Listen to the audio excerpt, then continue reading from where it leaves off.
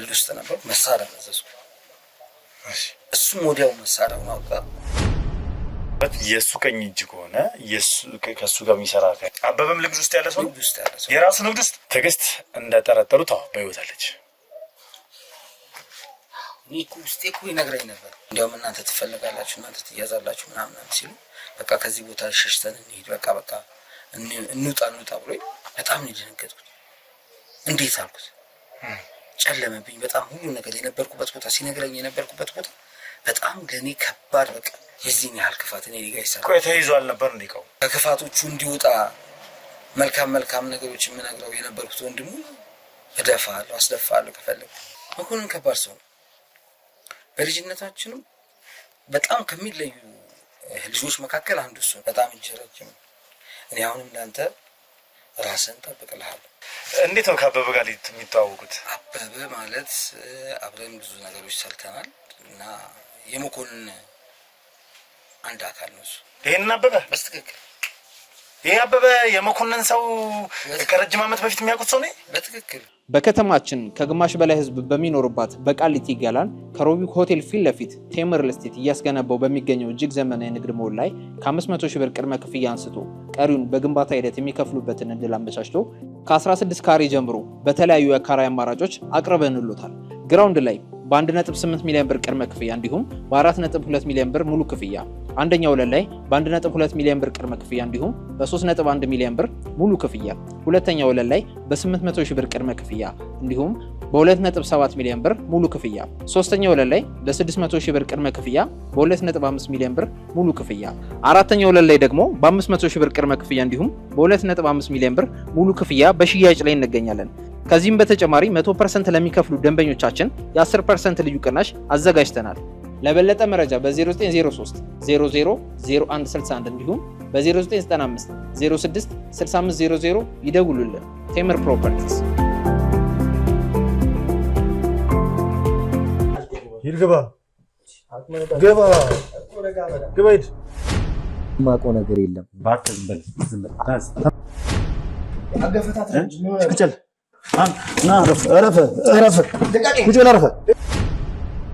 አንተስ ምን ስለተፈጠረ ነው እንደዚህ እኔ እያካለልክ የምትፈልገኝ? ስነ ስርዓትን ያዝ።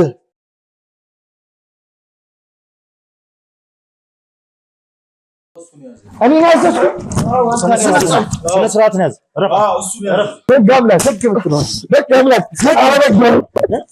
ገብርኤልን እገላለሁ እንደዚህ ብለህ እንዳትጠረኝ። ልሁን ነው ስሜ በስሜ ትጠራኛለህ።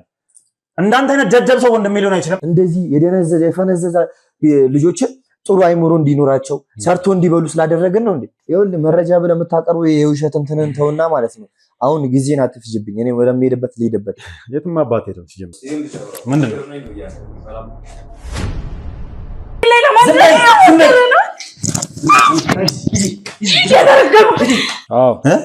እና ታምራትን ሊያመጣው ነበርስ?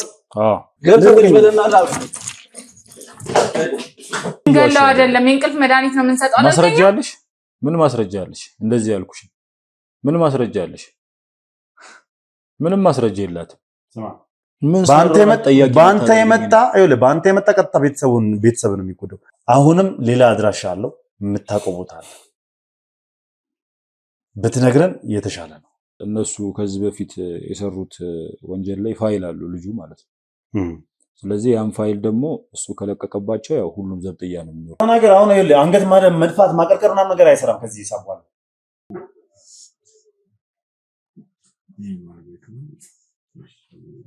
ግን የያዘው ቦታ ራሱ ለመደበቅ የሚያመች ነው። በቃ እዚህ ቤት እንግዳ ይመጣል። ስለዚህ እኔ መውጣት ስለማልችል እሱ እንዲያመጣልኝ ጠርቼው ነው። የምን እንግዳ? ምን አይነት እንግዳ? ሰማኛለህ። አንዳንድ ጥያቄዎች ፈልገን ነው አስገባንና እናውራ ካንተ ጋር። የምን ጥያቄ ነው? የምን ቁልፍ? ምንድነው የምትቀባጥሩት? የመኪና ቁልፍ ሰጠው ነው የመጣው እኮ። የመኪና ቁልፍ ምን? ለምንድን ነው የምትቀበለው? የመኪና አድራሻውን ስጠኝ ቶሎ በል እኮ። ለቤተሰቦቼ አድራሻውን ስጠኝ። እኮ የምትፈልገው መንገድ መምጣት ትችላለህ። እኔ የምፈራ ሰው አይደለሁም። ይሻላል። አዎ ያው በኋላ ተጎጂው አንተ ነህ። ምንም ስለ ሩም ስለምትለው ምንም አውቀው ነገር የለም። መላኩ ይባላል። አላውቀውም። ማን ነው መላኩ? አታውቀውም? አላውቀውም። ነግሪ ተረጋጊ። ቀና በልና አውራኝ። ትናገራለህ አትናገርም? ቀና በላ ምንድነው ያተነሰው? ናታነስ ስራዬ ባርማን ስራ እንጂ እሷን የመከታተያ ስራ አይደለም። ሲጀምር ስለማንነቴ ስለምንነቴ ስለ ስራዬ አንተን ይመለከታል? እሺ እኔ ስለምሰራው ስራ ስለሚይዘው ሩም መቀረጽ አለበት? በቃ እኔ ታዘዝኩትን ብቻ ነው ያደረኩትን ያልገደልኩትም። ምንድነው የታዘዝሽው? ከከስተመር ጋር ቢዝነስ ልትሰሪ ከገባሽ ለሊት ላይ ሩሙንሽን ጥለሽ ወተሽ እዛ ክፍል ለምን መግባት አስፈልግሽ? አልገባም። ማን ያለክ? ሟች ክፍል ላይ ስትገቢ ታይተሻል። አላወቅኩም። ለአንዳንድ ነገሮች ፈልግሽ ነበር። እኔ ነኝ ያስጠራሽ። ካሜራው ሁለተኛ ደግሞ እየነገርኩን ያለሁት ያማሃል እንዴ አንተ? እዛ ሩም ይዛ እንደነበረ መረጃው አለ። ታዲያ ካቆመችው እዛ ምን ትሰራለች? እሷ ደውላታለሁ ያለውን ነገር እሷ ታስተናግዳችኋለች። እንዴት ልታረገው ትችላለህ? እንደዚህ ስራሱ እንዴት ልታስበውም ትችላለህ? ይኸውልህ ሌላ ነገር ውስጥ አንገባም። መከራከር አንፈልግም።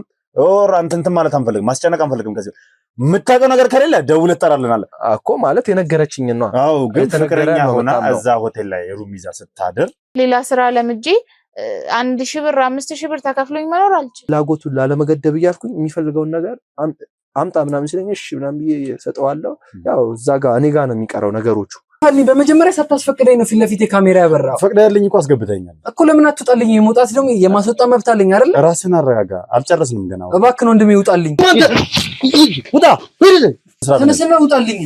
ውጣልኝ። ማናንተ ከቤት እንደዚህ መጣ? ሰላም የተወደዳችሁና የተከበራችሁ ቤተሰቦች እንደምን አላችሁ? እንደምን ቆያችሁ? እንደምን ከረማችሁልኝ? በያላችሁበት ሰላም እግዚአብሔር እንግዲህ ከሁላችሁ ጋር ይሁን እያልኩ እነሆ ብቅ ብያለሁ። እንግዲህ ውድ ቤተሰቦች ዛሬ መረጃ አግኝተናል። ማለት መረጃ ያገኘው ነው ምንድነው? አበበን በቁጥጥር ስር ልናውለው ነው። አበበን ያገኝ አለ የተባለበት ቦታ እንግዲህ መረጃ ተሰጥቶን አበበን ሊገኝ የሚችልበት ቦታ ተጠቁመን ወደዛ እያቀናን ነው የምንገኘው። ኦልሬዲ ደርሰናል። ስለዚህ አበበ ማን ጋር ነው የተደበቀው? ምንድነው የተደበቀው? ከአንድ ሰው ጋር ነው የታየው ተብሏልና ትልቅ ሰው እንደሆኑም ተነግሮናል። እኚህ ሰውዬ ማን ናቸው? ከአበበ ጋር ምንድነው ግንኙነታቸው? አበበስ አለ ወይ የሚለው ነገር አብረን የምንመለከት ይሆናል ማለት ነው። የትም ቦታ ሳትሄዱ እስከ ፕሮግራም ፍጻሜ ድረስ ቆይታችሁ ዛሬ አበበን በቁጥጥር ስር የምናውልበት ጊዜን አብረን ድላችንን እናከብራለን ማለት ነው። አዲስ ሆናችሁ ካላችሁ ሰብስክራይብ እያደረጋችሁ ይህንን ቻናል ቤተሰብ መሆናችሁን አትርሱ። እንዲሁም አስተያየታችሁን ኮሜንት ላይ ጻፉልኝ። ቪዲዮን ላይክ እና ሼር እያደረጋችሁ ለብዙ ሰው እንድታደርሱልኝና ብዙ ሰው እንዲማርበት ፈልጋለሁ። በያላችሁ በሰላም እግዚአብሔር ከሁላችሁ ጋር ይሁንልኝ። መልካም ጊዜ። እንግባ እስኪ።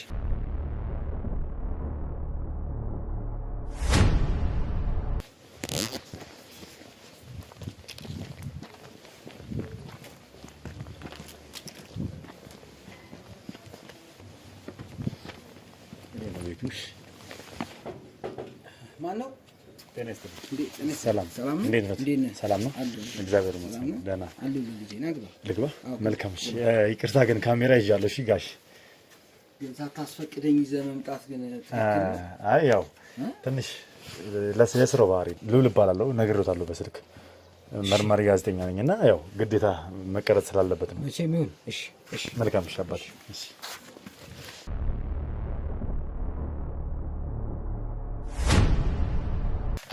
መልካም። እንግዲህ ውድ ቤተሰቦች ያው እንደነገርኳችሁ ቤቱ ላይ ተገኝቻለሁ። ነገር ግን እስኪ ስመጣ ያው ያየሁት ነገር ትንሽ ግራ የሚያጋባ ነገር ነው። ለማንኛውም እስኪ ከእሳቸው ደግሞ የምንሰማው ነገር ይኖራል። እሳቸው ማን ናቸው? የዚህ ቤት ባለቤት ናቸው። እሳቸው ጋር ነው እንግዲህ ጥቆማ ደርሶን የመጣ ነው። ስለዚህ ከእሳቸው ጋር ትንሽ የተወሰነ ቆይታ እናደርጋለን። በድጋሚ የትም እንዳትሄዱ አብራችሁ ይሁን። መልካም ጊዜ። በድጋሚ ቤቱ ስንገባና እንዳናገሩ ስለፈቀደልኝ አመሰግናለሁ። ምንም አይደለም። መልካም። እኔ ያው የመጣሁት እዚህ አንድ ጥቆማ ደርሶኝ ነው። መጀመሪያ ላይ እንደነገርኩት ያው የህግ አካላቶች ነን። አንዳንድ ኬዞችን እየመረመርኩ ነው ያለሁት እና ምንድነው እዚህ ጥቆማ ተሰጥቶኝ ነው ቀጥታ ወደዚህ የመጣሁት እና እሱን ነገር ከማንሳቴ በፊት ግን እዚህ ቤት ለምን ጥቆማ ሊሰጠኝ እንደቻለ ትንሽ ግራ ስለገባኝ ስለ እርሱ ማንነት ማወቅ እፈልጋለሁ እና እስኪ ስሞትን ቢያስተዋውቁኝ። እሺ፣ ስሜ አቶ ብዙአየሁ ደምስ ይባላል።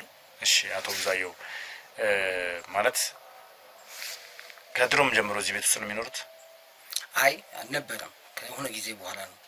ከጊዜ ያው በኋላ መውጣትና መውረድ ከፍታና ዝቅታ አለ አይደል? በህይወት በዛ ውስጥ ነው አሁን እዚህ ቤት ውስጥ የምኖር ያለሁት እንጂ ከዚህ የተሻለ ኑሮ ነበር የሚኖሩት። በጣም ታዲያ ምን ተፈጥሮ ነው ማለት በምን እንዴት ነው ታዲያ እንደዚህ ኑሮ ሊኖሩ ይቻሉት? ታሪኩ ብዙ ነው፣ ግን አሁን ስለመጣህበት ብናወራ ይሻላል። አንተ ማን ነህ? ያው ነግሬው ልውል እባላለሁ ብዬታለሁ። ልውል እባላለሁ፣ መማሪ ጋዜጠኛ ነኝ። ስለ አንድ ሰው ጥቆማ ተሰጠኝ። ስለማን? እሺ፣ አበበስ የሚባል ሰው ያውቃሉ? ብዙ ሰዎች ነው የማውቀው። አበበ የሚባል ምናልባት ሰሞኑን እዚህ እርሶ ጋር እንደመጣ መልእክት ጥቆማ ደርሶኝ ነበርና ከእርሶ ጋር እንደሚተዋወቅም ጭምር ተነግሮኝ ነው ወደዚህ መጣሁት። አዎ ገባኝ። አበበ ግን ወደ ቤቴ አይደለም የመጣው፣ በአጋጣሚ ካፌ ውስጥ ነው ያገኘሁት እና ከብዙ ዓመት በኋላ ነው ያገኘሁት። ከብዙ ዓመት በኋላ ማለት ከዚህ በፊት የሚተዋወቃሉ? ከዚህ በፊት አውቀው ነበር፣ በሆነ ስራዎች እንገናኝ ነበር። ከአበበ ጋር? አዎ። ማለት ስለ የትኛው አበበ ነው ማለት? እንዴት ነው ከአበበ ጋር የሚተዋወቁት? አበበ ማለት አብረን ብዙ ነገሮች ሰርተናል እና የመኮንን አንድ አካል ነው እሱ። ከመኮንን ጋር ይሰራ ነበር እና እኔ አሁን የተውኩትን ነገር የረሳሁትን ነገር ወደ ኋላ መመለስ የማልፈልገውን ነገር አብረን እኔን የበደለኝን ሰው እንድበቀለው አይነት ነገር ነው ይዞኝ ሀሳብ የነገረኝ እና በዛ ስላልተስማማን ካፌ ውስጥ አውርተን ተለያይተናል። አልገባኝም። ቆይ መኮንንንም ያውቋቸዋል? አቶ መኮንንም ትታወቃላችሁ? እና አበበ የመኮንን ሰው ነው እያሉኝ ነው? አዎ እንተዋወቃለን። አበበ ምናልባት ሌላ አበበ ሊኖር ይችላል ወይስ? እኔ አልገባኝም። አሁን ያልከኝን አበበ እስኪ ቆይሽ ፎቶ ላሳዩት። አሳይ።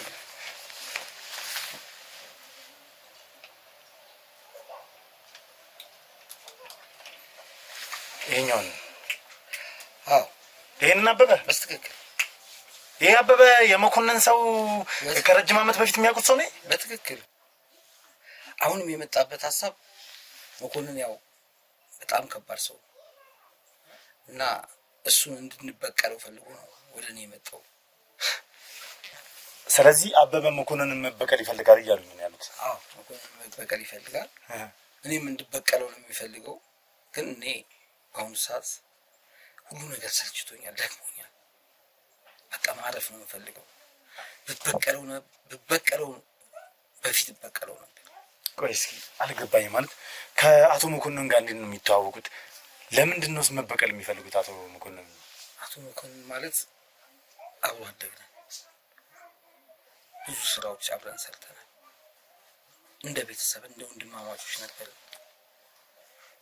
እኔ በአሁኑ ሰዓት ሁሉን ሰው ነው የምጠራጠረው። ተጠራጣሪ አድርጎኛል። በጣም አምኜው ብዙ ስራዎች አብረን መስራት ጀምረን ነበር። ግን ምን ያደርጋል ከዳኝ። ማለት መቃብር ነው ቆፍሮ የቀበረኝ። ቆፍሮ ነው እኔን የቀበረኝ። ምን ነበር ማለት? በምን ምክንያት ነው ሊከዳው የተቻለው? እርስዎ ምን ነበር የሚሰሩት? ስራዎች ምንድን ነበር? እኔ ታሪኩ ረጅም ነው። ከክፍለ ሀገር እቃዎች እያመጣው እዚህ እያመጣው አዲስ አበባ እሸጣለሁ። ከአዲስ አበባ ደግሞ ወደ ክፍለ ሀገር እየሄድኩኝ እየሸጥኩኝ ቀስ ቀስ እያልኩኝ በሂደት ማደግ እንደሚቻል ስለማምን ብዙ ልፋቶች ለፍቼ አሁን ደረስኩበት የሚለው ደረጃ ላይ ደርሼ ነበር። እስኪ ማለት እዚሁ የአዲስ አበባ ልጅ ነው? አዲስ አበባ ነው ተወልደው ያደጉት ወይስ ከክፍለ ሀገር ልጅ ነው? ምክንያቱም የመኮንን አብሮ አደግ ነኝ ብለውኛል። ያው እኔ የተወለድኩት ክፍለ ሀገር ነው፣ ያደግኩት ግን አዲስ አበባ ነው እና በአጋጣሚ እኔ ያደግኩበት አካባቢ መኮንንም ልጅ ሆነን ነው የምንተዋወቀው። አብረን ያደግነው በቃ ወንድማማቾች በለን በብዙ ነገሮች፣ ትምህርትም አብረን የተማርነው። ነገር ግን እኔ የሆኑ ስራዎች መስራት ጀመርኩኝ። ወደ ክፍለ ሀገር እየሄድኩኝ ከቤተሰቦቼ ጋር ማመጣቸውን እቃዎች እያመጣው ከዛ ከገጠር አዲስ አበባ እያመጣው እሸጣለሁ። ከአዲስ አበባ ደግሞ ወደዛ የሚሸጥ እቃዎች እየሄድኩኝ የቤተሰብ መኪና ነበር፣ በሱ ሰራ ነበር። መኮንንም እዚሁ አዲስ አበባ ውስጥ የሆኑ ስራዎች ንግዶች ውስጥ ምናምን ነበረ እና አንዳንድ ነገሮች በሚያወራኝ ሰዓት በጣም ማለት የማልግባባባት ነገሮች ነበሩ። እኔም ንግድ ውስጥ መካከለኛ ንግድ የሚባል ያው ከክፍለ ሀገር እቃዎች ማመጣት እንጂ እዚህ አዲስ አበባ እሸጣለሁ። ከአዲስ አበባ ደግሞ እቃዎች ይዤ እዛ እሸጣለሁ። መኮንን እዚሁ ንግዶች ጀመረ። አሪፍ ነበር። በብዙ ነገሮች እናወራለን፣ እንነጋገራለን እና ግን በመሀል አንዳንድ ደስ የማይሉ ስራዎች ነው የሚሰራው እና በዛ ብዙ ጊዜ እናገረዋለሁ። ቶሎ ሀብታም የመሆን ህልም ነበረው እና በየትኛውም መንገድ ገንዘብ የሚያገኝበትን ነው። ሰዎችን ይጎዳል ወይም የሆነ ነገር ያደርጋል የሚባል ነገር ውስጥ ሀሳብ የለም። እሱ ገንዘብና ገንዘብ ብቻ ነው እና በዚህ ነገሮች ብዙ ጊዜ እንነጋገርና ማንስማማበት ነገሮች ሲሆኑ ያው አብሮ አደግነቱ ይበልጣል ብለህ የምትወው ነገር የለም ትተወዋለህ ማለት። ቆይ ለቤተሰቡ እርሶ ብቸኛ ልጅ ነው? አይ አሉ፣ ግን ያው ቤተሰቦቼን የሚረዳው እኔ ነበር። ይህንን ስራ በመስራት ከኔ ታናናሾች ናቸው። ያው እነሱንም አስተምራለሁ፣ ባሉበት ቦታ እረዳለሁ። እርሶ እዚህ አዲስ አበባ ሲያድጉ በትምህርት ላይ እንዴት ነበር? ማለት ያው ክፍለ ሀገር ተወልደው አዲስ አበባ እንዳደጉ ነግረውኛል። እና ትምህርት እስከምን ያህል ሄደዋል? በትምህርት እስከ 10 ነው። ንግዱን እንትን አደረኩና እስከ 10 ነው የሄድኩበት። ግን የኔ ታናናሾች እንዲማሩ እኔ ያጣሁትን ትምህርት በእነሱ ማየት ስለምፈልግ በትምህርትም ስለማመን እነሱን ረዳቸው ነበር። አሉ የኔ ታናናሾች ጎበዝ ተማሪዎች እና እነሱን አስተምር ነበር። አዲስ አበባ ሲያድጉ ዘመድ ጋር ነው ወይስ በራሱት? ማለት ያው መጀመሪያ ዘመድ ጋር ነበር የመጣሁት። የአባቴ ወንድም ነበረ፣ ከሱ ጋር ነበር የምኖረው። እሱ እስከተወሰነ ድረስ ያው እንትን ይለኝ ነበር። ያው አዲስ አበባ ደግሞ እንደምታየው በጣም ከባድ ነው። ነገሮችን በቀላሉ ማለፍ አትችልም እና ማገዝ ስላለብኝ ቤተሰቦቼን ወደ ንግድ ውስጥ ወደ ስራ ውስጥ ምናምን ገብቼ በቃ ሀሳብ ያሰብኩት ያው የቤተሰብ መኪና ስላለች በእሷ እቃ እያመጣሁ መሸጥ መስራት ምናምን እዛ ውስጥ ነው የገባሁት በቀጥታ እና ከእነዚህ ነው የጀመረው የኔ ህይወት። እስኪ ማለት መኮንን ወደ ቢዝነሱ ከመግባቱ በፊት አብሮ አደግነን ብለዋል እና በልጅነት ጊዜያችሁ በጓደኝነት ዘመናችሁ ትልቅ ሆናችሁ ትምህርት ጨርሳችሁ ትምህርት አቁማችሁ ቢዝነሱ ከመግባታችሁ በፊት ምን አይነት ሰው ነበር? እስኪ መኮንን ከባድ ሰው ነው። በልጅነታችንም በጣም ከሚለዩ ልጆች መካከል አንዱ እሱ ነው። ብዙ ነን አንድ አካባቢ ላይ፣ ግን የእሱ በጣም ከባድ ነው። በልጅነቱ ከሚያስበው በልጅነታችን እርስ በርስም ያጣላን ነበር። በጣም እንትን ነው፣ ተንኮለኛ ነው፣ ቂመኛም ነው። የሚያስባቸው ነገሮች በጣም ከባባድ ናቸው እና በዚህ ነገሮች ላይ ሁሉ ጊዜ እኔ እንትን ልለው ነበር፣ እንጨቃጨቅ ነበር። እኔ ያው እንደ ሌሎች ጓደኞቻችን ይሸሹታል፣ እኔ ግን ያው አልሸሸውም። የልጅነት ብዙ ነገሮቻችን ማስታወሻዬም ነው፣ በቃ ወንድሜም ነው ብዬ ነው የማስበው። አንድ ቀን ከስተቶቹ ይስተካከላል ብዬ ስለማስብ ብዙ ጊዜ አብረን ነው የምናሳልፈው። እንደዛ ከሆነ እርሱ እንግዲህ ከልጅነት ጀምሮ ጓደኛው ከነበሩ አብሮ አደግ ከነበሩ ፍቅረኛው ትዕግስትን በዚህ አጋጣሚ ያውቋታል ማለት ነው። እንግሊዝ ሀገር ሄዳ ከዛ በኋላ የወሰደችውን አዎ በደንብ አውቃታለሁ። በደንብ ትተዋወቃለህ? በደንብ አውቃታለሁ። ከሆነ ጊዜ በኋላ መኮንን ለውጥ ያመጣውም በሷ ምክንያት እንደሆነም ሰምቻለሁ። እስኪ ምን ነበር የሚሰራው? ያው እሱ የሚሰራው ስራዎች ብዙ ጊዜ እነዚህ እቃዎች ማስመጣት ከውጭ ማስመጣት ምናምን ነው እና እሷ በደንብ ነበር የምትረዳው እና እንዲያውም ለዚህ ስራ አንድ እንዲበቃ ያደረገችው የእሱ አገዛ ነው።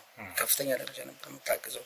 ወስደውም ነበረ፣ እዛም ወስደውም ነበረ ወስዳው ከዛ በኋላ እንግዲህ ተመልሶ ኤንጂኦም ከፍቶ ምናምን ነገር በሚል ያው በኤንጂኦ ሰበብ ብዙ ነገሮች ገብቶ ነበር እና ትዕግስት ራሱ ሞታለች ተብሎ ነበር። ለቤተሰቦቿ እንደሞተች እና እዛው እንደተቀበረች ተናግሮ ነበር። ስለዚህ የሚያውቁት ነገር አለ። እሱ ነገር ያው ለሁላችን የሚስጥር ነው። እኔ ያው መኮንን በዚህ ያህል ልክ እንደዚህ ነው ብዬ መናገር የማልችለው በጣም ውስጡ ድብቅ ነው እና ከባድ ነው። አሁን የእሷንም እኔ አላምንበትም፣ መሞቷንም በህይወት ትኑርም ብዙዎቻችን አናውቅም። ግን ያው እሱ የነገረን ነው የምትቀበለው። እሷ አርፋለች ብሎ ነገረን። በጣም ነው ያዘነው። ለሱ መሰረቱ ነበረች ልጅቷ። ልጅም አልወለድም። በጣም የሚያሳዝን ሁኔታ ውስጥ ነው እሷ አረፈችን የሰማነው። ለቤተሰቦቿ መድረስ በምችልበት ደረጃ አልደረሰችም። ለሱ ነበር ስትኖር የነበረችው እና በጣም ከባድ ነበረ። መልካም ማለት ይሄ ነገር እንግዲህ እኛም እናውቃለን። ወንድሟን የትዕግስት ወንድሟን እህቷን ባገኘን ሰዓት ኑሯቸውን አይተን ደንግጠን ነበር። እንግሊዝ ሀገር የምትኖር እህት እያለቻቸው እንዴት በዚህ ልክ የእነሱ ኑሮ ሊወርድ ይችላል? መኮንን በመሀል ለእነሱ የሚደረገው ነገር እሱ እያስቀረው እንደሆነ ይሄ ይበቃቸዋል እያለ እያገደ እንደሆነ ደርሰንበት ነበረ። ይኸው እንግዲህ ከጓደኛዋ አንደበትም ሳናስበው ይህን ነገር ሰምተናል። ምክንያቱም ለቤተሰቦቿ ከኖሮችው ይልቅ ለእሱ የኖሮችው ይበልጣል፣ ለእሱ ያደረገችው ነገር ይበልጣል እያለ ነው። በዚህ አጋጣሚ አንድ ነገር ልነግረው ትፈልጋለሁ። ማለት ትዕግስትን እንደሚያውቋት ነግረውኛል። አቶ መኮንን ሞታለች ተቀብራለች እዚህ ብሎ እንግሊዝ ሀገር ላይ ወደ ለቤተሰቦቿ አስነገረው እንደነበረ ያው እንደሚያውቁ ነግረውኛልና አንድ እውነት ልንገሩት አላምንበትም ብሏል። አላምንበትም ያሉትን ምክንያት ራሱ ንገራ ገብቶኛል ትንሽና ምናልባት ያው ስለ መኮንን ባህሪ ስለሚያውቁም ሊሆን ይችላል። ትዕግስት እንደጠረጠሩት በህይወት አለች። እኔ ውስጤ እኮ ይነግረኝ ነበር። እኔ መኮንንን ይህንን ነገር ሲለኝ በፍጹም ልቀበሉ ያልቻልኩበት መንገድ አንድም ይሄ ነው። ይህንን ስሰማ የእውነት ውስጤ ነግሮኝ ነበረ። ግን በቃ ያልፋ ይሆን እያልኩ በሁለት እንትን ውስጥ ነው የነበርኩት። የሚገርም ነው። በጣም በሚገርም ሁኔታ በድርጅቷ ስም ድርጅቱ እንጆ እንዲከፈት ያደረገችው እሷ ነበረች እና በድርጅቱ ስም አላስፈላጊ ነገር እየሰራበት ስለነበረ አቶ መኮንን ትዕግስት ደግሞ ይህን ነገር ስላወቀችው ለማስቆም ሞክራ ነበር፣ ለማናገር ሞክራ ነበር። በዚህ ምክንያት እንግዲህ ቤተሰቦቿ ሞታለች ካለ በኋላ እሷን አሳብዶ ከእንግሊዝ ወደ ኢትዮጵያ እንዳስገባትና ኢትዮጵያ ላይ ደብቆ እንዳስቀምጣትም ጭምር መረጃው ደርሶም በስተመጨረሻ ትዕግስትኛ በእጃችን አስገብተናታል። በአሁን ሰዓት ላይ ትዕግስት ጸበል ቦታ ላይ ትገኛለች ከእህቷ ጋር። በጣም ይገርማል። በጣም ያሳዝናል። እንግዲህ እዚህን ያህል ክፉ ሆኗል ማለት ነው። እኔ ያደረገውን ብቻ ነበር የማውቀው። በጣም ክፉ ነው ብዬ ለውስጤ ነገርኩት ያሰብኩት። እንግዲህ እዚህን ያህል እንግዲህ ይህን ያህል ዋጋ የከፈለች ልጅ ይህን ያህል ዋጋ የከፈለችውን ባለቤቱን የዚህን ያህል ክፋት ካደረገ ከዚህ ሰውዬ ታዲያ ምንድን ነው የምንጠብቀው? በጣም ከባድ ነው። እስኪ እርሱ ላይ ምንድን ነው ያደረገው? ማለት ከእርሱ ጋር ግጭታችሁ ምን ነበር? መንስኤው ምንድን ነው? ከኔ ጋር አንድ ያው ስራዬ እንደነገርኩ ቅድም በቃ ከክፍለ ሀገር እንደዚህ እንትን እያልኩኝ እያመጣሁ እቃዎች እሸጣለሁ። ለዛም እያደረኩኝ እያገላበጥኩኝ ለውጦች እየመጡ መሀል ላይ በቃ የተሻለ ነገሮች ያስኩኝና ሴራሚክ ቤት ከፈትኩኝ። ሴራሚክ መሸጥ ነው ወይስ ማስመጠት? አይ መሸጥ ነው። ኦኬ። እዚሁ እየተረከብኩኝ ሴራሚክ እሸጥ ነበር እና ቆንጆ ነበር የምሰራው። ከመኮንን ጋር ያው ስለምንም የምሰራውን ስራ በደንብ ስለሚያውቅ አንድ ቀን ያው ጓደኛሞች አይደለን አብሮ አደግ ተደዋውለን ተገናኝተን ነበር እና የስራ አይዲያ ያመጣል። የሚገርም ነው። ጭንቅላቱ በጣም ፈጣን ነው እና የሆነ ሀሳብ አመጣና ምን ላትርፍበት ምን እንቀይርበት ህይወታችን የተሻለ እንዲሆን ከዚህ የተሻለ እንዲሆን ምናምን ሲለኝ በቃ እስቲ ላስብበት አልኩኝ። ከራሴ ጋር ተማከርኩኝ። ነገሮች እስቲ እንሞክር ብዬ የተወሰነ ገንዘብ ሼር አድርገን እቃ አስመጣ። ምን አይነት እቃ ነው? ያው የተለያዩ እቃዎች ነው፣ ኤሌክትሮኒክስ እቃዎች ነው ያስመጣን ይዛኔ። እሺ። እና እቃው መጣ። ትንሽ ቆይቶ ነው የመጣው። ከመጣም በኋላ እቃው ተሸጠ። ግን እንትን የተባልኩትን መጀመሪያ ይገኝበታል ተብሎ የታሰበው ብር አይደለም፣ የመካከለኛ ገንዘብ ጥቅም አገኘንበት። ይሁን ብዬ በቃ በሱ እንትን አለን። ትርፋማ ሆነና ያው አጥጋቢ ባይሆን የተሻለ ነው ብዬ እሱን ነገር እንትን አለውና በመሀል ድጋሚ ሌላ እቃ እናስመጣ አለኝ። እሺ አልኩ። ያለኝን ገንዘብን በሙሉ እዛ ላይ ያዋልኩት። ብዙ ሰዎችን የሚረከቡን ሰዎች ቀድመን አዘጋጅተን ነበር። ንግድ ነጋዴዎች ሄደን ከነሱም የሚፈልጉትን ብዛት የሚፈልጉትን ያክል ምናምን እንትን አስገና ፐርፎርማንስ ሰብስበን ነበር እና በመሀል እቃው ይቆያል በጣም ቆየ። ከዛ የሆነ ሰዓት ላይ ደውሎ እንደ ቀልድ ነው እቃው ተይዟል አለኝ። በጣም ነው የደነገጥኩት። እንዴት አልኩት። ጨለመብኝ በጣም ሁሉ ነገር የነበርኩበት ቦታ ሲነግረኝ የነበርኩበት ቦታ በጣም ለኔ ከባድ በቃ በሰዓቱ በጣም እኔን ወደ ኋላ የሚመልሰኝ ነገር ነው የነገረኝ። እና እንዴት ምናምን ስለው አዎ በቃ እንደዚህ እቃው ተይዟል፣ እስቲ የመንግስት አካላቶች ናቸው እና አንዳንድ ነገሮች እስቲ ሄደን እናረጋግጣለን አለኝ። እሺ ብዬ ከዛ በኋላ ግን በጣም ነገሮች ለኔ ከባድ ነበር። ማለት ቆይ ምን አይነት እቃ ነው? እቃው ለምንድን ነው ሊያዝ የቻለው? ማለት ህገወጥ የሆነ ነገር አለው በውስጡ? አዎ እቃው ህገወጥ ነው። ያው መኮንን በእንደዚህ አይነት ነገር በጣም ነው የሚዳፈረው። በአብዛኛው ከሆነ ከሚሰራቸው ስራዎች በስተጀርባ የሆነ ነገሮች ይኖራሉ፣ ህገወጥ የሆኑ ነገሮች ይኖራሉ ብዙ ጊዜ። ታዲያ ይህን ነገር እርሱም እያወቁ ነው ገንዘቦችን በጠቅላላ ኢንቨስት ያደርጉበት? አይ እኔ ይኸውልህ ምን እንደው ታውቃለህ፣ የመጀመሪያው ስራ የሰራ ነው የለም በእንደዛ አይነት ሀሳቤን ያሰብኩት ከዛ በኋላ ወጪ ካወጣው በኋላ ገንዘቡን ከሰጠሁት በኋላ እቃው መገዛት ጀምሯል ካለኝ በኋላ ነው እንደዚህ አይነት እቃዎች ህገወጥ እቃዎች መሆኑን ያወቅኩት። እና በቃ እንግዲህ ምንም ማድረግ አትችልም፣ ገንዘብን ወጪ አውጥተሃል ይገባል ብዬ ነበር የምጠበቀው። በመሀል ይሄ ነገር ተከሰተ፣ እቃው ተያዛልኝ። እሺ ከዛ እቃው ከተያዘ ካለኝ በኋላ በስንተኛው ቀን አብረን ሄድን የተያዘበት ጉምሩክ ኬላ ሄድን። ኬላ ላይ ነው የተያዘው? አዎ ስንሄድ በጣም ግርግሮች አሉ፣ በጣም ወከባዎች አሉ እና እየመጡ ይመጣው የመንግስት አካላቶች ተብለው የመጡ እንዲያውም አነጋገሩ እናንተ ነው እቃው እንዲያውም እናንተ ትፈልጋላችሁ እናንተ ትያዛላችሁ ምናምን ሲሉ በቃ ከዚህ ቦታ ሸሽተን እንሂድ በቃ እንውጣ ብሎ ይዞኝ ወደ አዲስ አበባ ተመልሰን መጣ። ሳትያዙ ምን ሳትጠይቅ ስለቆም እቃው ያው በቃ መንግስት እንደወረሰው መንግስት እንደያዘው ሆኖ መጣ ወደ አዲስ አበባ። ከዛ በኋላ ታመምኩ ነው ነገሮች ሁሉ ተቀየሩ። ከቤቴም አልወጣም፣ ስራዎቼም ቀዘቀዙ። የምሰራት የሴራሚክ ስራ እንደ በፊቱ አጥጋቢ አይደለም እና በጣም ኪሳራ ውስጥ ወደኩ። ከዛ በመሃል የሆነ ጊዜ እንዳጋጣሚ የሆነ ቦታ ሱቅ ውስጥ ስገባ እኛ ያስመጣ ነው እቃ አየሁ። እቃውን እያስመጣን ያለ ነው እኛ ብቻ ነበር እና በምን አይነት ሁኔታ ነው ይሄ እቃ እዚህ ቦታ ላይ መጣው ብዬ አንዳንድ ነገሮች ማጣራት ጀመርኩ። ከዛ ስደውልለት ለሱ ስልኩን አያነሳልኝም፣ ተደጋጋሚ ስደውል አያነሳልኝም። አንዳንድ ጓደኞቼ ጋርም ደውዬ ቼክ ሳደርግ እነሱም ያው እንደ ገባ አይነት እቃው ነው የነገሩኝ። በምን አይነት ሁኔታ እንዳለፈ እንኳን አልነገሩኝም። ከዛ ማን ያስገባው ማለት እንደገባ ነው? ማን አስገብቶት? መኮንን እንዳስገባው። ከዛ መኮንን ድጋሜ ሌላ ትእዛዝ አዞ ነው ወይስ ራሱን እቃ ነው? አይደለም።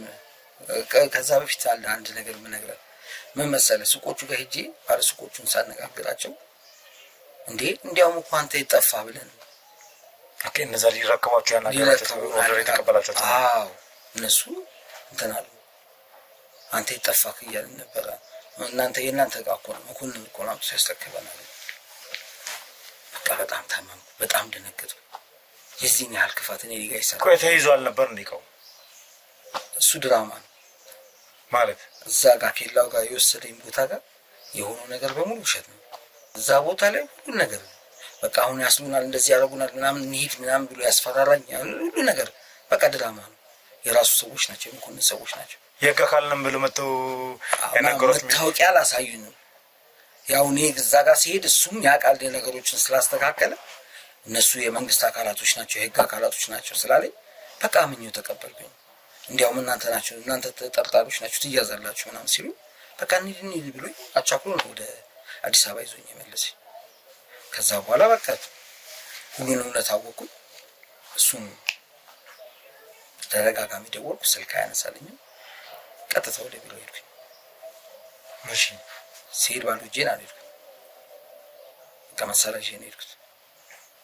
አቶ መኮንን ጋር ሲሄዱ አቶ መኮንን ጸሐፊዎቹ ስለሚያውቁኝ አስገቡኝ።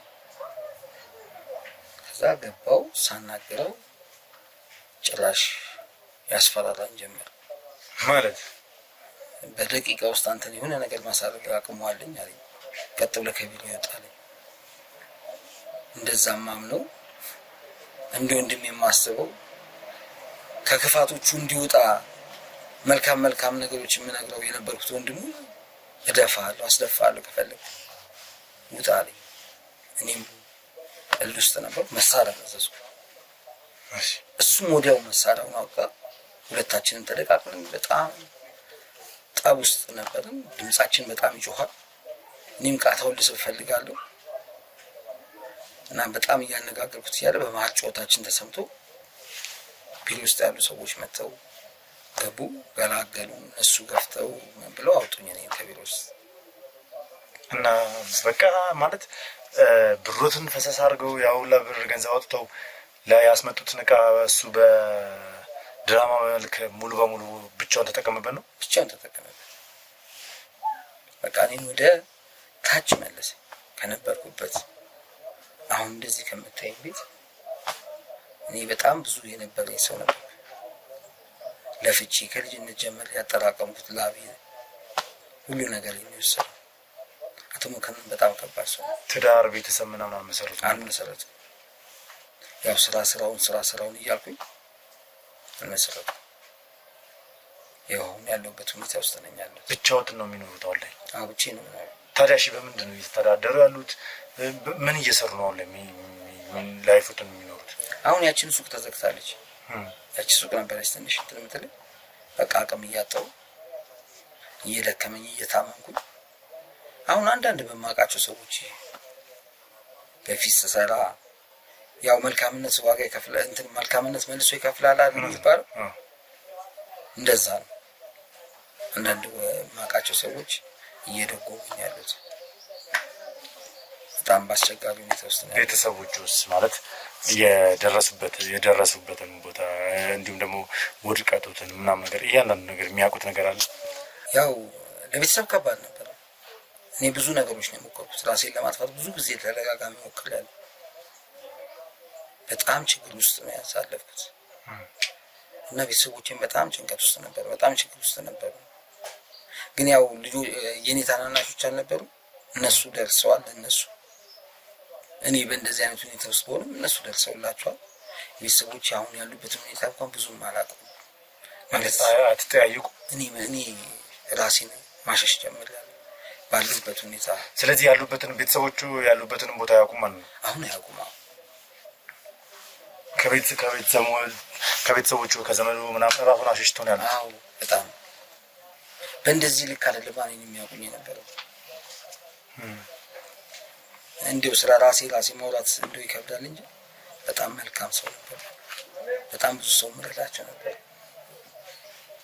እንግዲህ ከከፍታ ወደ ዝቅታ የሚባል ነገር አለ። እንደዛ ነው የተመለሱት። በጣም ከፍተኛ ዝቅታ ውስጥ በጣም ዝቅ ያለ ከአቅም በታች የሆነ ህይወት ውስጥ ነው ያሉት። የሁላ ነገር ካደረገ እርሱን ይህን ሁላ ኪሳራ ካደረሰበት በኋላ ነው መኮንን ወደ እንግሊዝ ሀገር ሄዶ ማለት ነው? አዎ ይህን ሁሉ ካደረሰብኝ በኋላ ወደ እንግሊዝ መሄዱን ሰማሁ። አሁን እዛ ነው ያለው መሰለኝ። ብዙም እርግጠኛ አይደለሁም እንግሊዝ እንደሄደ ግን አውቃለሁ። ያው ማለት ስለ ትዕግስት ሞት ምናምን ነገር መረጃ ደርሶታል፣ ሰምተዋል። ይህን ነገር ታዲያ እንዴት ሊያውቁ ቻሉ? ማለት እንደዚህ በዚህ ልክ ራሱን እያሸሹ ከሆነ በፊት ከሚያውቋቸው ሰዎች እነዚህ መረጃዎች እንዴት ሊደርሱ ቻሉ? አንዳንድ አሉ መልካም ልጆች አሉ፣ ፈልገው ያለሁበት ቦታ እንትን ብለው መጥተው የሚያገኙ ሰዎች አሉ፣ የሚረዱኝ ሰዎች አሉ። እነሱ አማካኝነት ኢንፎርሜሽን ነው የሰማሁት። ታዲያ ቆይ አበበ እርሱን እንዴት ማለት በፊትም አንዳንድ ስራ ሰርተናል ከአበበ ጋር አይደል? አበበን እንዴት ነው ማለት ምን አይነት ስራ ነው ከአበበ ጋር ሊሰሩ የሚችሉት?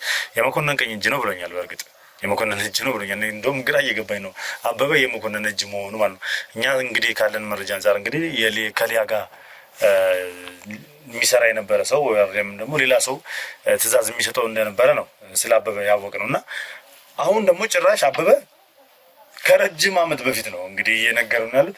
ከረጅም ዓመት በፊት ከመኮንን ጋር ግንኙነት አለው። ያ ማለት እኮ ድርጅቱ ራሱ ከተከፈተ እንጆ ራሱ ተብሎ ከተከፈተ 15 ዓመታትን አስቆጥሯል። ከዛም በላይ ሆኖታል። እሳቸው ደግሞ የሚያውቁት ከዛም በላይ ነው። ስለዚህ አበበ ማን ነው? እኔ የአበበ ማንነት አሁን ግልጽ ሊሆንልኝ አልቻለም። ምን ነበር አበበ ስራው? ማለት ምን ነበር የሚሰራው? እስኪ ነጋዴ ስትሆን ከብዙ ሰዎች ጋር ስራ ያገናኛል። በመኮንን አማካኝነት ነው አበበን ያወቁት። ያው ንግድ ውስጥ ያለ ሰው ነው እሱ። አበበም ንግድ ውስጥ ያለ ሰው የራሱ ንግድ ውስጥ ያው የራሱን ባትለውም ዝም ብሎ የለም እንደ አየር ባየር አይነት የሚሰራ ሰው እንደዛ አይነት ሰው ነበር። እና ብዙ እንትን ነው እሱ እቃዎችን ከሰው ይቀበልና ወደ ሌላ ሰዎች ጋር ማስተላለፍ መሀል ላይ ሆኖ ይሰራ አየር ባየር የሚባል አይነት ስራ እንደ ኮሚሽን ስራ ነገር። በጣም ፈጣን ልጅ ነው እሱ። የማይምረው በጣም ፈጣን ልጅ ነው። ይኸውልህ ስለ አበበ ነው ግን የምናወራው አይደል? ያሳየኝ ፎቶግራፍ የሱ ነው። እንግዲህ እኔ ሌላ አበበ ማቀው የለም። ታምር ነው ማለት ምን ማለት እንዳለብኝ አላውቅም። ታዲያ መጥቶ አሁን መኮንንን መበቀል እንደሚፈልጉ ነው የጠየቁት አይደል? አበበ መጥቶ ማለት የሱ ቀኝ እጅ ከሆነ ከሱ ጋር የሚሰራ የነበረ ሰው ከሆነ ለምንድን ነው መኮንንን መጣል የፈለገው? እሱ ያው መኮንን በጣም አስቸጋሪ ሰው ነው። ወደሱ ህይወት ነገሮችን የምታበላሽ አይነት መስሎ ከተሰማ ይጥልሃል። አሁን አበበ ያለበት ሁኔታ ያው እንደኔ ያክል እንኳን ግፍን ባይሆንበት እሱም የተሰራበት ስራ አለ። መኮንን ተጠቅሞብህ ይጥልሃል። አውጥቶ እንደ ዕቃ ነው ዝም ብሎ የሚጥልህ፣ እንደ ቆሻሻ ዕቃ ነው የሚጥልህ እና እንደዛ ጥሎታል እሱ ነው። አሁን እሱም ያንን ነገር ስላለበት ነው ለመበቀል የሚፈልገው እና እኔ ጋር ያደረገው ነገር በስትክክል እሱም ያውቃል አበበ። ታዲያ እቅዱ ምንድን ነው ማለት በምን አይነት መልኩ ነው እንግዲህ መኮንን ያለው እንግሊዝ ነው። በምን አይነት መልኩ ነው ከእርሱ ጋር ሆኖ አንድ ላይ መኮንን መጣል አድርጎ እያሰበ ያለው? እሱን ነገር እኔ ብዙም እንዲያወራኝ አልፈለኩም። ማለት ገና ሀሳቡን ሲያመጣው እኔ ተከላከልኩት። ለምን እኔ መኮንንን መበቀል የሚችልበት አጋጣሚ ያቺን ቃታ መሳብ ነበር። በቃ ያ ጊዜ አለፈ። በሰዓቱ መሳሪያ ይዘው ሄዱ ጊዜ ያ ጊዜ አለፈ። አሁን ላይ ምንም ማለት በቃ እኔ ደክሞኛል። ከዚህ በኋላ መኮንንን ተበቀየ የሆነ ነገር የመኮንንን ህይወት አጥፍቼ ወንጀል ሰርቼ እንትን ውስጥ መግባት አልፈልግም። ያ ሁሉን ነገር ለፈጣሪ የምትውበት ጊዜ የለም ሲደክም እንደው ምናልባት እሺ አበበ ሀሳቦትን ከቀየሩ በእንደዚህ አይነት መንገድ ሊያገኙኝ ይችላሉ ብሎ ወይ አድራሻ ወይ ስልክ ቁጥር የሆነ ነገር ትቶለት የሄደው ነገር አለ? አይ ምንም ነገር የለም። እኔ በአጋጣሚ ነው የተገናኘ ነው ካፌ ውስጥ። አጋጣሚማ ሊሆን አይችልም። ምናልባት አፈላልጎት ሊሆን ይችላል እንጂ እሱን አላውቅም እንጂ እኔ ግን በአጋጣሚ እንዳገኘሁት ነው የማውቀው። እዛ ጋር ሳገኘው እንጂ እሱ ወይ እኔን ተፈልጎ ተከታትሎ ያለበትን ቦታ አድራሻ ፈልጎ እንደመጣ ሊሆን ይችላል። እርግጠኛ አይደለሁም። እና ግን ያው በቃ እኔ ስለደከመኝ ሁለት ደግሞ በምን አይነት ሁኔታ ነው የምንበቀለው ብዬ ማውራትም አልፈለኩም። ያን ማውራት ህመም ነው ለኔ። አሁን ላንተ ሳውራህ ራሱ እያመመኝ ነው። ወደ ኋላ እየተመለስኩ ነው። ትንሽ ግራ ያጋባል። እኛ ከዛሬ ነገ አበበን ያዝነው ወይ ደግሞ የሆነ አካል ያዝን ብለን ስንደርስ እያገኘናቸው ያለናቸው ሰዎች እያገኘና ያለነው መረጃ በጣም ውስብስብ ነው። ማለት እንግዲህ እኛ ስለሳቸው ምንም እንደዚህ አይነት ኢንፎርሜሽን አልነበረንም። የመኮንን ጓደኛ ይሆናሉ ብለንም አልጠበቅንም። ብቻ ከአበበ ጋር ግንኙነት እንደነበራቸውና አበበም ታይቷል ከሳቸው ጋር ስለተባለ ብቻ አበበ እዚህ ቤት ሊሆን ይችላል ተብለን ጥቆማ የተሰጠንና ወደዚህ መጣ ነው።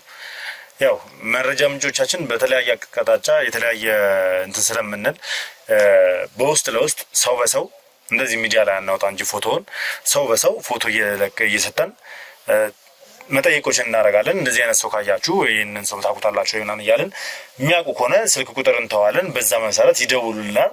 እንደዚህ ቦታ አይቻለሁ፣ እንደዚህ ቦታ ታይቷል ይሄ ሰው እየተባለ ነው መረጃው የምናገኘውና አበበንም እንግዲህ በዚህ መልኩ ነበር በፎቶ ከዚህ በፊት ያየው ሰው የተጠየቀ ሰው ነው እንግዲህ ከሳቸው ጋር አይቶት ከዛን የእሳቸውን አድራሻ እንግዲህ ተከታትሎ ያውቆ ለኛ ያሳወቀን ያ ሰው ማለትና ይሄንን ሰው ያው ማመስገን እንፈልጋለን። እኛ ውስጥ የሚሰራ ሰው ሳይሆን እውነትን የሚከተል እኛ ስለነ ያለው ነገር የነገር ነው ወይ ደግሞ በእኛ ሰዎች መረጃ በሚሰበስቡ ሰዎች አማካኝነት ስለ አበበ ያወቀ ሰው ነው እንግዲህ እሳቸውን ተከትሎ እዚህ ድረስ እንድንመጣ ያደረገና ስለምሰማው ነገር ማመን አቅቶኛል።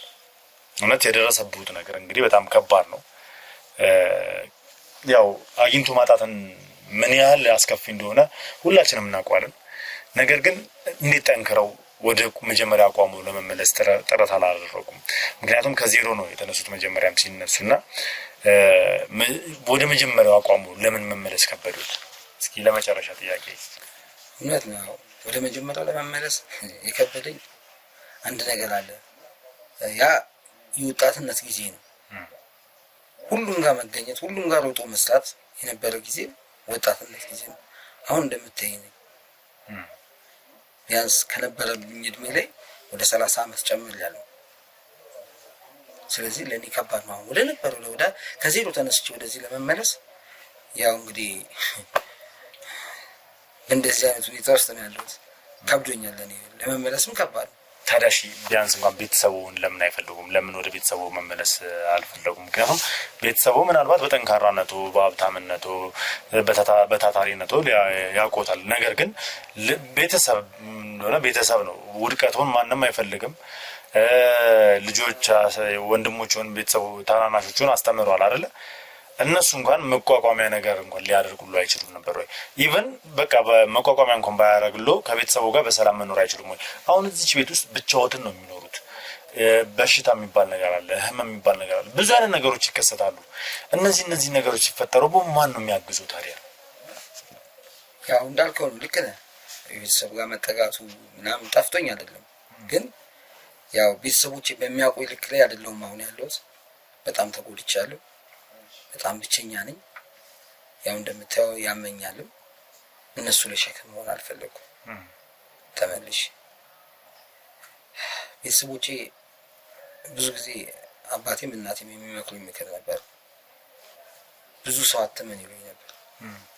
እኔ ያንን አለመስማቴ ሁሌ ጸጽተኛል። የእነሱን አይን እንዳለ የሚያደርገኝ በጓደኛዬ እንደዚህ አይነት ነገር ተሰራብኝ ብዬ ለእነሱ እንኳን ማውራት እንዳልችል ያደረገኝ እነሱ ከሚመክሩኝ ምክር የተነሳ ነው። አሉ ወንድሞችም አሉ፣ አሁን ላይ ደህና ናቸው፣ እየሰሩ ነው። ግን እነሱ እናትና አባቴን ከያዙልኝ ይህኔ ነገር ከዚህ በኋላ ብዙ የማያሳስበኝ የሚያስደስትም ነገር የሚመጣል ብዬ ስለማልጠብቅ በቃ ተስፋ መቁረጥ ውስጥ ነው ያለሁት። እስኪ አሁን ላይ ማለት የጤናው ሁኔታ ምን ይመስላል? የጤና እክሉ ምንድነው? ሐኪም ታይተዋል ማለት ያው አያምኛልም እያሉ ነበር በማለትና ማለት ምንድነው በሽታው? እስኪ ያለበትን ነገር ለኔ ቢነግሩኝ። ያው ከባድ ነው። ስትበሳጭ እነዚህ አላስፈላጊ ህመሞች፣ ማታውቃቸው የነበሩ ህመሞች፣ በድንጋጤ በብስጭት የሚመጡ ህመሞች በሙሉ ይዘውኛል።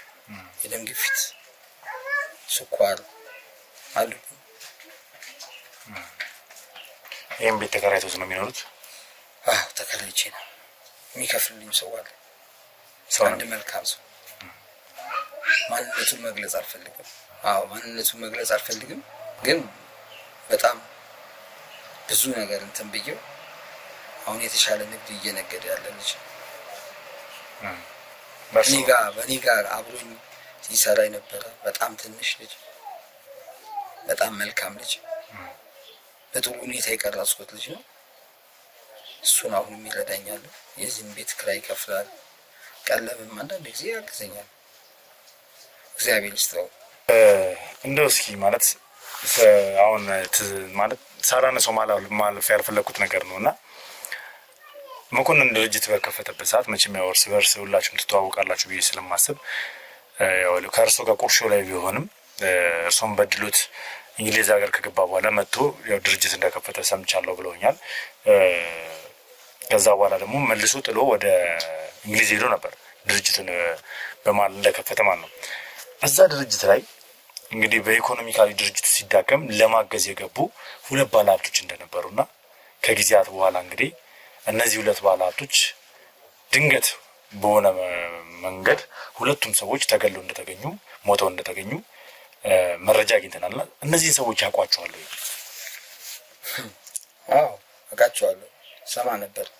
ስለ ድርጅቱም ብዙ ነገሮች ሰማ ነበር። ያው ድርጅቱን መጥቶ እንደከፈተው አካባቢ ደህና መንቀሳቀስ ጀምሮ ነበረ። ከዛ በመሀል የፋይናንስ እጥረት አጋጠመው። አንድ ጓደኛችን ነበር፣ በእሱ አማካኝነት ነው ወደ ድርጅቱ የገቡት እነሱ። በከተማችን ከግማሽ በላይ ህዝብ በሚኖርባት በቃሊቲ ገላን ከሮቢክ ሆቴል ፊት ለፊት ቴምር ስቴት እያስገነባው በሚገኘው እጅግ ዘመናዊ ንግድ ሞል ላይ ከ500 ሺህ ብር ቅድመ ክፍያ አንስቶ ቀሪውን በግንባታ ሂደት የሚከፍሉበትን እድል አመቻችቶ ከ16 ካሬ ጀምሮ በተለያዩ የካሬ አማራጮች አቅርበንሎታል።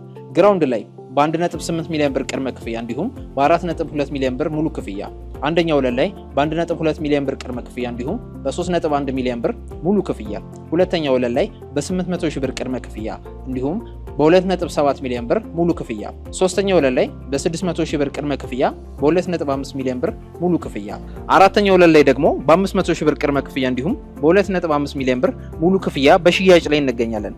ከዚህም በተጨማሪ 100% ለሚከፍሉ ደንበኞቻችን የ10% ልዩ ቅናሽ አዘጋጅተናል። ለበለጠ መረጃ በ0903 00 0161 እንዲሁም በ0995 06 6500 ይደውሉልን። ቴምር ፕሮፐርቲስ እና በዚህ ጓደኛዬ አማካኝነት ነው ጥሪ ያደረገላቸው። እና በጣም የሚገርመው ግን ይሄ አሁን ጥሪ ያደረገላቸው ጓደኛዬ በጣም መጥፎ ሁኔታ ውስጥ ነው አሁን ያለው። በጣም መኮንን በጣም ክፉ ሰው ነው። ሲቀርብህ ወዳጅህ ይመስላል፣ ግን ከኋላ መቃብርህን ይቆፍርልሃል። ማንም ምንም ሁን ለምን የእናቱ ልጅ አትሆንም? እሱ ጥቅሙን የሚያበላሽበት ወይ ጥቅሙን የሚጋራው አይነት ሰው በፍጹም አይፈልግም። ማስወገድም ካለበት ያስወግዳል። እና በመሀል እነዚህ ሰዎች ገቡ፣ ጥሩ መሆን ጀመረ። ከዛ እሱም ተነስቶ ወደ እንግሊዝ ተመልሶ ሄደ። ድርጅቱ የተለያዩ ወጣቶችን ከጎዳና እየሰበሰበ ሙያ እያሰለጠነ ድርጅቶች እየከፈተ ስራ የሚያሰራ ድርጅት ነበር። እና እኔ እንዲያውም አንዳንድ ጊዜ ይገርመኝ ነበረ። በዚህ ያህል ክፋት ውስጥም እንደዚህ አይነት ነገሮችም ነበሩ። እና እንግሊዝ ሄደ። እንግሊዝ 5 ዓመት ቆይቶ ሲመጣ ያኛው ክፉ መኮንን መጣ ደግሞ ተመልሶ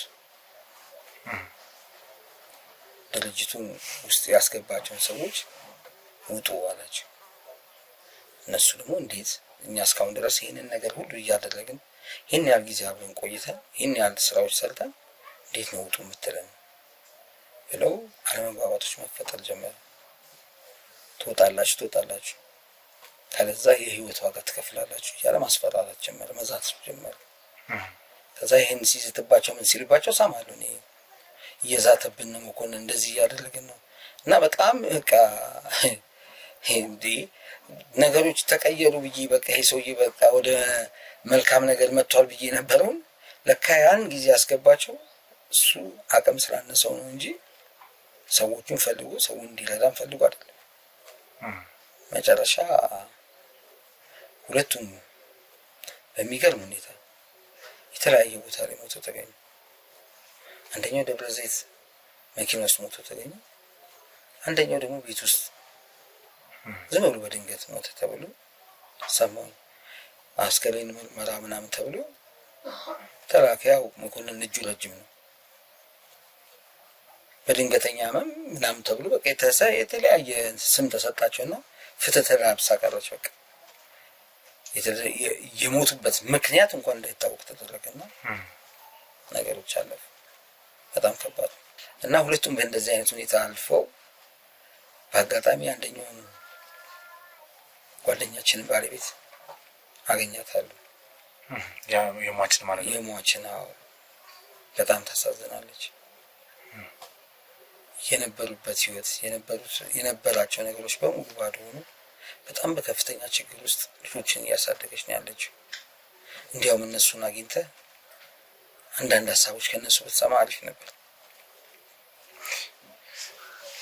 ማለት መኮንን ያልበጠበጠው ቤት ህይወቱን ያላናጋው ከላይ ወደ ታች ያልፈጠፈጠው ሰው የለም ማለት ነው። መኮንን እጅ ረጅም ነው፣ በጣም እጅ ረጅም ነው። እኔ አሁንም እንዳንተ ራስን ጠብቅልሃለሁ። መኮንን እንኳን መተህበት የአይን ከለር አላማረኝም ካለ ያስወግድሃል።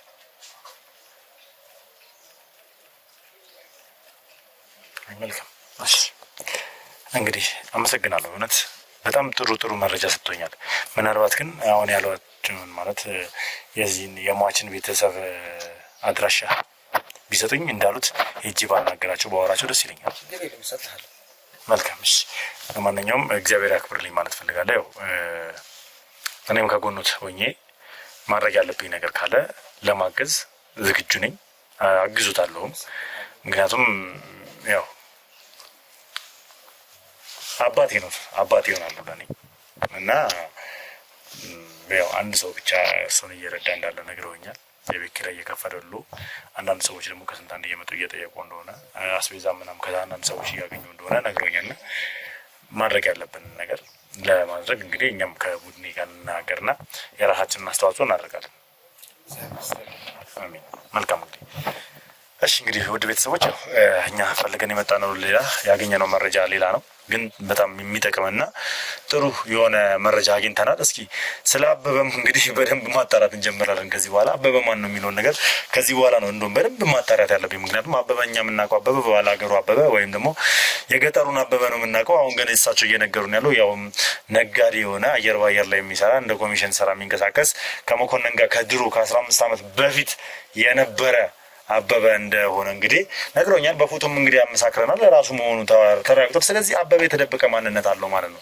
ይህን ነገር ለማንኛውም አብረን የምንመለከቱ ይሆናል። እስኪ አሁን ከሳቸው አድራሻ እንቀበልና እስኪ አሉ ስለተባሉት ወይ ደግሞ የሟች ቤተሰብን እስኪ ሄደን ዝም ብለን እንጎብኛቸው። ምናልባት ከእነሱ የምናገኘው ነገርም ሊኖር ይችላል። ያሉበትንም ሁኔታ አይተን ምናልባት የምናግዛቸውም ከሆነ ደግሞ እንድናግዛቸው ቦታው ላይ እንገኛለን ማለት ነው። የትም ቦታ ሳትሄዱ በያላችሁበት እስከ ፕሮግራም የፍጻሜ ድረስ አሁንም አብራችሁን ቆዩ። አዲስ ካላችሁ ሰብስክራይብ ያደርጋችሁ ቤተሰብ መሆናችሁን አትርሱ። ሀሳብ አስተያየታችሁን ኮሜንት ላይ ጻፉልኝ። ቪዲዮን ደግሞ ላይክ ሼር እያደረጋችሁ ለብዙ እንድታደርሱልኝ እፈልጋለሁ። ሰናይ ጊዜ ይሁንላችሁ።